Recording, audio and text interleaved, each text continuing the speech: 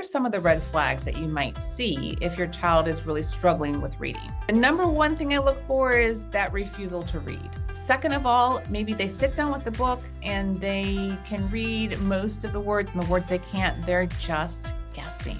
They have no idea how to figure out how to break it down to figure out what that word is. Another one is that their spelling is not quite where it should be. Maybe they can read, but then what happens is when they go to spell the words, the way that they spell them doesn't seem to make sense. These are all red flags that something didn't quite get wired in the way that they learn to read. Do you know how to actually sound out those individual parts of the word? And if you don't have that skill, when you get to a word that might be 4 syllables and 10 letters, it becomes overwhelming. And so what the child just does is guess. So if you have a child who's guessing, avoiding, can't spell, maybe even struggling with that comprehension because they're working so hard on figuring out what the words are, it's an indication that there might be a little bit more than just a struggle or catching up to read.